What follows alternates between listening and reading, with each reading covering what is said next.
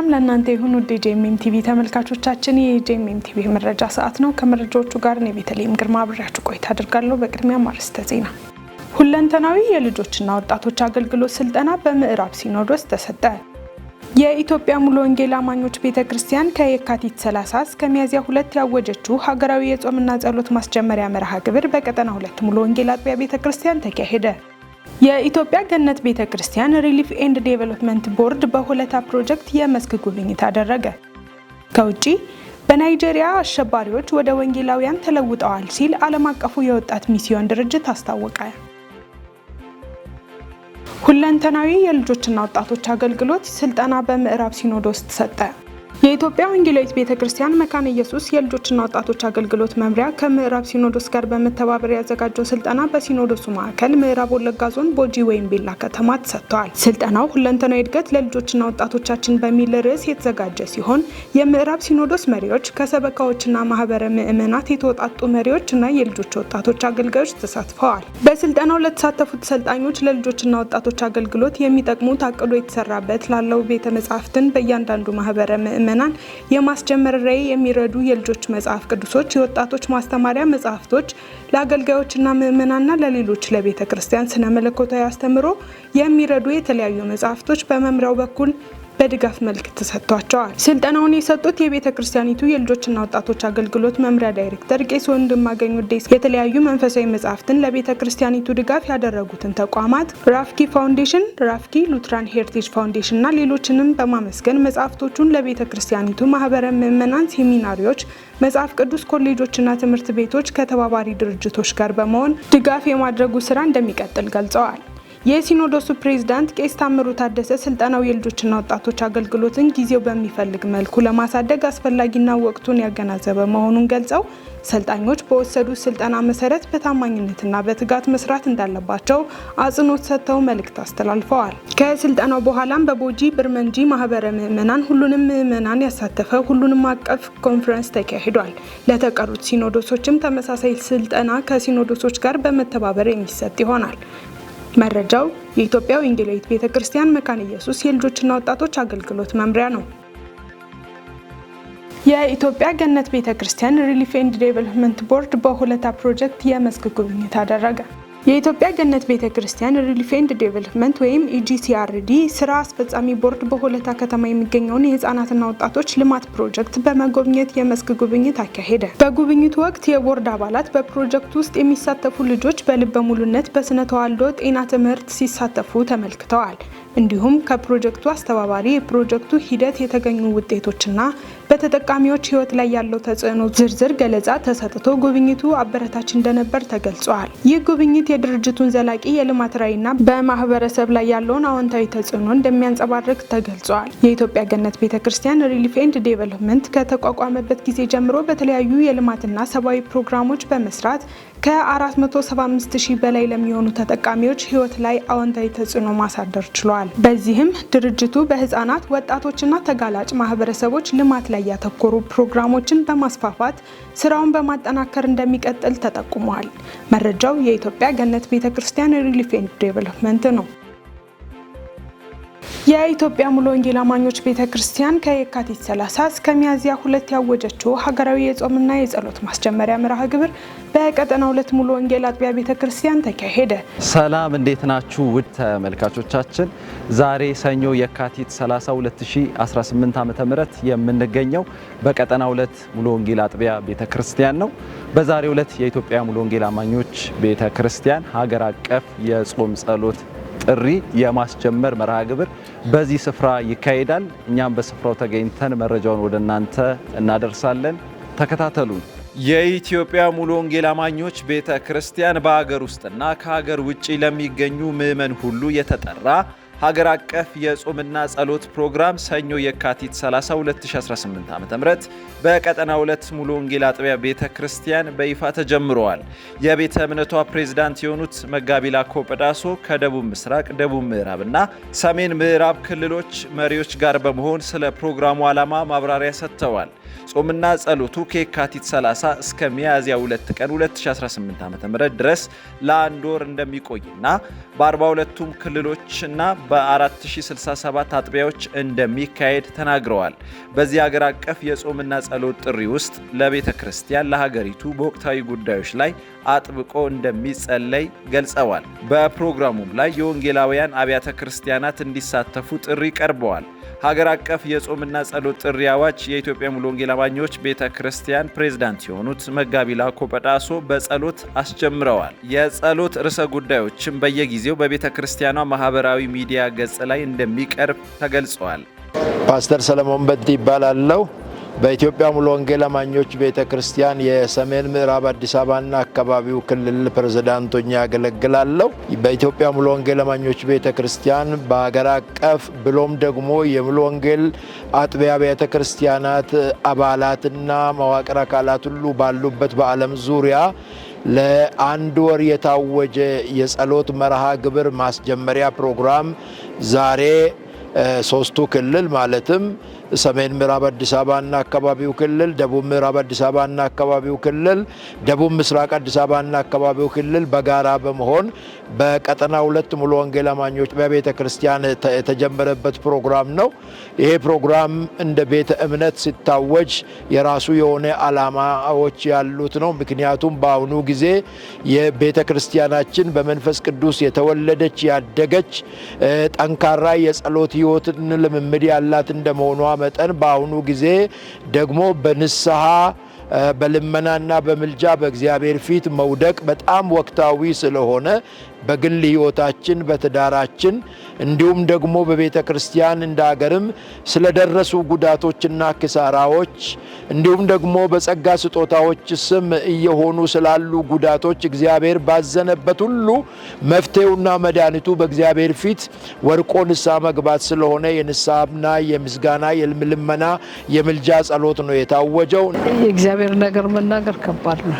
እኛ ብዙ በደልና ኃጢአት ያለን ሰዎች አሁን እንኳን በፊቱ ለመቅረብ እድል ማግኘታችን ለኛ ትልቅ ነገር ነው። እግዚአብሔር ደግሞ ሕዝቡ በእግሩ ስር ሲወድቅ ጥፋቱና በደሉን አውቆ በንስሐ ሲወድቅ እግዚአብሔር የሚሰማ አምላክ ስለሆነ ይሄ ጸሎት አሁን የተደረገው ትልቅ በእግዚአብሔር ፊት ሞገስ የሚያገኝ ጸሎት ስለሆነ የምንለምነውን ልመና ሁሉ እንደሚሰማና ምድራችን እንደምትባረክ ሀገራችን በፍቅር በሰላምና በምህረት እንደሚጎበኝ አምነበታለሁ። ፓስተር ጥላሁን በርሄ ይባላለው። በዚች አጥቢያ በቀጠና 2 ሙሉ ወንጌል በመሪዎች ምክትል ሰብሳቢ ነኝ። እንደሚታወቀው ያው ጸሎት ለሰው ሕይወት አስፈላጊና ትልቅ ነገር ነው። በጸሎትም አገልግሎት ውስጥ ነው የማገለግለው። ባለፈውም የ21 ቀን የጾምና የጸሎት ጊዜ ነበረን። በጣም አስደናቂ ጊዜ አሳልፈናል። ብዙ ሰዎች ሕይወታቸው የተሰራበት እንደገናም ደግሞ ለቤተ ክርስቲያናችን አቅም የሆነበት ጊዜ ነው ያሳለፍነው። አሁን ደግሞ በአገር አቀፍ ደረጃ ተጣምረን እየሰራን ያለነው። እኛም የ21 ቀን የጾም ጸሎት ፕሮግራም አውጀን ነበር። ቤተ እምነታችንም የኢትዮጵያ ሙሉ ወንጌል ቤተ ክርስቲያን ይህንን አወጀች። አንድ ላይ ተነጋግረን እንግዲህ ሀገር አቀፍ ለውጥ እንጠብቃለን። በቤተ ክርስቲያናችን ላይ አስደናቂ ለውጥ እንደሚሆን ተስፋ እናደርጋለን። እንግዲህ ዛሬ በይፋ የተጀመረው ይሄ የጾም ጸሎት እወጃ ያው የሙሉ ወንጌል ትልቁ እሴቷ ነው እና ይሄ በታሪካዊ ለመጀመሪያ ጊዜ ነው እንግዲህ ጾም የጸሎትና ዛሬ በድምቀት በይፋ የህዝቡ ልዩ መሻት ልዩ ፍላጎት ፊት ላይ መንፈሳዊ ረሃብ ይታያል እና ጸሎት የተጠማ ህዝብ የመጀመሪያው ቀን እጅግ በርካታ ህዝብ ተገኝቶ ጀምረናል። ከዚህ ጸሎት በኋላ እጅግ አስገራሚ ለውጥ በምድራችን ላይ በቤተ ክርስቲያን በግል ህይወት በቤተሰብ እንደሚሆን ሙሉ ተስፋ አለኝ። ውድ የኢትዮጵያ ሙሉ ወንጌል አማኞች ቤተ ክርስቲያን እንደተከታተላችሁት ሀገር አቀፍ የጾምና የጸሎት ጥሪ ከየካቲት 30 እስከ ሚያዝያ 1 በሁሉም የኢትዮጵያ ሙሉ ወንጌል አማኞች ቤተ ክርስቲያን አጥቢያዎች ይደረጋል። ሁላችሁም በዚህ የጸሎት መርሃ ግብር ላይ በንቃት እንድትሳተፉ በጌታ ፍቅር እናሳስባለን። በስፍራው ተገኝቼ መረጃውን ወደ እናንተ ያደረስኩት እኔ ኤልያስ ወንድሙ ነበርኩ። ስለተከታተላችሁን እናመሰግናለን። ውድ ተመልካቾች አሁን ደግሞ ከውጭ ወደ ያዝናቸው መረጃዎች አለፍኩኝ። በናይጄሪያ አሸባሪዎች ወደ ወንጌላውያን ተለውጠዋል ሲል ዓለም አቀፉ የወጣት ሚስዮን ድርጅት አስታወቀ። ቀደም ሲል በናይጄሪያ ውስጥ ነፍሰ ገዳዮች የነበሩ ታጣቂዎች ወደ ክርስቲያን እምነት ተመልሰው የኢየሱስ ክርስቶስ መንፈሳዊ ተዋጊዎች እየሆኑ እንዳሉ ዓለም አቀፍ ወጣት ሚስዮን ድርጅት ወይም ዩዝ ዊዝ ኤ ሚሽን ገልጸዋል። ድርጅቱ በአዲስ የተዘጋጀ ፊልም ውስጥ በሀገሪቱ የተፈጠሩ አስደናቂ የመቤዠትና የፈውስ ታሪኮችን አቅርበዋል። በሰሜን ናይጄሪያ ለዓመታት በክርስቲያኖች ላይ የተፈጸሙ ከባድ ጥቃቶች፣ ግድያ፣ መደፈር፣ መቃጠልና መሰቃየት ያሉ ጥቃቶች በብዙ ሰዎች ሕይወት ላይ ትልቅ ጉዳት አስከትሎም ነበር። ነገር ግን የዩዝ ዊዝ ሚሽን ሚስዮን በአካባቢው በመስራት የጥላቻና የግፍ ታሪኮችን ወደ የመቤዠት ታሪኮች እየቀየሩ እንዳሉ ይገለጻል። ከዚህ በፊት በጥቃት የተሳተፉ አንዳንድ ታጣቂዎች እምነታቸውን ቀይረው ወደ ወንጌል አገልግሎት መግባታቸው ተገልጿል። ፊልሙ እንዲሁም በሰይፍ የተገደሉ ፓስተሮች ሚስቶች የሆኑ መበለቶች የፈውስና የመጽናናት ሂደት እያሳለፉ እንደሚገኙ ያብራራል። በፊልሙ ላይም ጎ አፍሪካ የተባለው ዘገባ በሰሜን ናይጄሪያ በክርስቲያኖች ላይ በተፈጸመ ከባድ የጥቃት ታሪኮችን ሲያቀርብ በተመሳሳይ ጊዜ በእምነት የተፈጠረ ለውጥና ተስፋ የሚያሳይ መሆኑ ተገልጿል። እንደ ድርጅቱ ገለጻ ፊልሙ በዓለም አቀፍ ደረጃ በ6 አህጉራት ከ240 በላይ ቦታዎች ላይ ለማሳየት በዝግጅት ላይ ነው። በተጨማሪም የአሜሪካ መንግስት ናይጄሪያን ልዩ አሳሳቢ ሀገር በማለት በመሰየሙ ውሳኔ በክርስቲያኖች ላይ በሀገሪቱ የሚፈጸሙ ጥቃቶችን ለመከላከል የተወሰደ እርምጃ መሆኑንም በዘገባው ተጠቁሟል። ዘገባው የሲቢኤን ኒውስ ነው። የቀድሞ የካናዳ የትምህርት ቤት ቦርድ አባል ጾታ ወንድና ሴት ብቻ ነው በማለቱ ከፍተኛ ቅጣት ይጠብቀዋል ተባለ። ዳንኤል አንተነህ ዝርዝር አለው። የቀድሞ የካናዳ ትምህርት ቤት ቦርድ አባል ባሪ ኒውፌልድ በማህበራዊ ሚዲያ ላይ ስለ ጾታና ፍጥረታት ያለውን የክርስትና እምነት በመግለጹ ወደ $1 ሚሊዮን የሚጠጋ ቅጣት ሊጣልበት እንደሚችልም ተገልጿል። ኒውፌልድ በብሪቲሽ ኮሎምቢያ የሚገኘው የቺሊዋክ ትምህርት ቤት ዲስትሪክት ቦርድ አባል ሆኖም ሲያገለግል እንደ አውሮፓውያን አቆጣጠር በ2017 በግል የፌስቡክ ገጹ ላይ የዲስትሪክቱን SOGI ወይም ሴክሹዋል ኦሪየንቴሽን ኤንድ ጀንደር አይዴንቲቲ ፕሮግራምን በመቃወምም ድምፅም አስቀምጦም ነበር። በጽሁፍ ውስጥም እግዚአብሔር ሰውን ወንድና ሴት አድርጎ እንደፈጠረና በመጽሐፍ ቅዱስ እንደሚያምንም ገልጾም ነበር። ነገር ግን ይህ አስተያየት በዲስትሪክቱ ውስጥ የሚገኙ የኤልጂቢቲ አስተማሪዎች ሰራተኞችን እንደሚያዋርድ ገልጾም ጉዳዩ ወደ ብሪቲሽ ኮሎምቢያ የሰብአዊ መብት ፍርድ ቤትም ተወስዷል። ፍርድ ቤቱ በየካቲት ወር በሰጠው ውሳኔ መሰረትም ኒውፌልድ $750,000 የሚጠጋ ካሳ እንዲካፈልም ተወስኗል። ይህ ገንዘብ በአስተያየቱ ምክንያት በክብራቸውና በስሜታቸው ላይ ጉዳት ደርሶባቸዋል ተብሎ ለተጠቁ የኤልጂቢቲ ሰራተኞች ካሳ እንዲሆንም ተወስኗል። በተጨማሪም በችሎቱ ላይ በመገኘት የጠፋውን ደሞዝ ለማካካስም $442 እንዲከፍልም ተወስኗል። ኒውፌልድ ግን አስተያየቶቹ ጉዳት እንዳላደረሱ በመግለጽም ውሳኔውን በመቃወም ይግባኝ ማስገባቱንም አስታውቋል። እርሱ እንደሚለው ከሆነ በመጽሐፍ ቅዱስ ዘፍጥረት ምዕራፍ 1 ቁጥር 27 ላይ የተገለጸውን እግዚአብሔር ሰውን ወንድና ሴት አድርጎ ፈጠረ የሚለውን የእምነት ሀሳብ ብቻ እንዳነሳም ገልጿል። በአሁኑ ጊዜም የመብቶችና የነጻነት ፈንድ ወይም ጀስቲስ ሴንተር ፎር ኮንስቲቱሽናል ፍሪደም ኒውፌልድ የህጋዊ ይግባኝ ወጪ ለማገዝ ገንዘብ እያሰባሰበ እንደሆነም ተገልጿል። ዘገባው የክሮስ ዎክ ነው።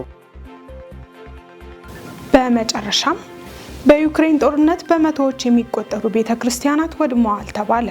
በዩክሬን ውስጥ ከ2022 ጀምሮ በተካሄደው ጦርነት በመቶዎች የሚቆጠሩ ሃይማኖታዊ ህንፃዎች መውደማቸው ተገለጸ። አብያተ ክርስቲያናትን ለማገዝ የሚሰራው የፓራቸርች አገልግሎት ሚስዮን ዩራሲያ በዚህ ዓመት መጀመሪያ ባወጣው ሪፖርት መሰረት የሩሲያ ኃይሎች ከጦርነቱ መጀመሪያ ጀምሮ ቢያንስ 737 ሃይማኖታዊ ህንፃዎችን ማውደማቸው ተገልጿል። ከነዚህ መካከል አብዛኞቹ አብያተ ክርስቲያናት ሲሆኑ መስጊዶችና ሌሎች ሃይማኖታዊ ቦታዎችም ጉዳት ደርሶባቸዋል። በተጎዱት 737 ህንፃዎች ውስጥ 450 ያህሉ የባፕቲስት ቤተክርስቲያናት መሆናቸው ተገልጿል። ባፕቲስቶች በዩክሬን ውስጥ ከ1% እስከ 2% የሚሆኑ ብቻ ቢሆኑም ትልቁን የወንጌላዊ ማህበረሰብ ይወክላሉ። ይህ ቁጥር አንዳንድ ተንታኞች የሩሲያ ኃይሎች በተለይ የወንጌላውያን ቤተክርስቲያናትን እያነጣጠሩ ሊሆን እንደሚችል ተጠቁመዋል። በደቡባዊ ዩክሬን የሚገኝ የባፕቲስት ፓስተር ሰርጌይ ኢቫኖቭ ጉዳይም በሰፊው ተዘግቧል።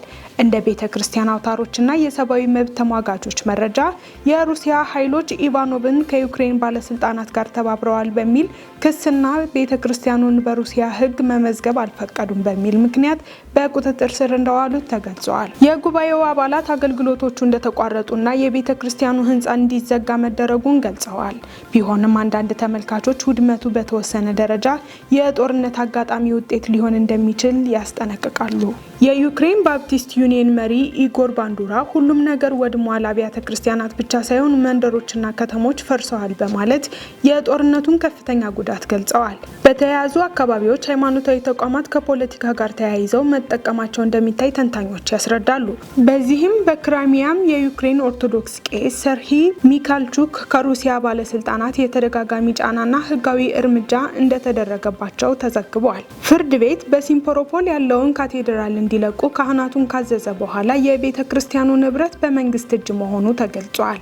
ይህ ሁኔታ በጦርነቱ መካከል ያለው የሃይማኖት ፖለቲካና የጦርነት ግጭት ተያያዥነት እየተጠናከረ መሆኑን ያሳያል። ዘገባው የኢንተርናሽናል ክርስቲያን ኮንሰርን ነው። የተወደዳችሁ ተመልካቾቻችን የዕለቱን መረጃዎች ከማጠናቀቃችን በፊት አርዕስተ ዜናዎችን ላስታውሳችሁ። ሁለንተናዊ የልጆችና ወጣቶች አገልግሎት ስልጠና በምዕራብ ሲኖዶስ ተሰጠ። የኢትዮጵያ ሙሉ ወንጌል አማኞች ቤተክርስቲያን ከየካቲት 30 እስከ ሚያዝያ 2 ያወጀችው ሀገራዊ የጾምና ጸሎት ማስጀመሪያ መርሃ ግብር በቀጠና 2 ሙሉ ወንጌል አጥቢያ ቤተክርስቲያን ተካሄደ። የኢትዮጵያ ገነት ቤተክርስቲያን ሪሊፍ ኤንድ ዴቨሎፕመንት ቦርድ በሆለታ ፕሮጀክት የመስክ ጉብኝት አደረገ። ከውጪ በናይጄሪያ አሸባሪዎች ወደ ወንጌላውያን ተለውጠዋል ሲል ዓለም አቀፉ የወጣት ሚስዮን ድርጅት አስታወቀ። ውድ ተመልካቾቻችን ለዕለቱ ያዝንላችሁ የጂኤምኤም መረጃዎች እነዚህን ይመስሉ ነበር። መረጃዎቹን ወደ እናንተ ያደረስኩት እኔ ቤተልሔም ግርማ ነበርኩ። ያዘጋጁላችሁ ዳንኤል አንተነህና ነጻነቱ አቅማ በጋራ በመሆን ነበር። ከቀሪ የጂኤምኤም ዝግጅቶች ጋር መልካም ጊዜን ተመኘው።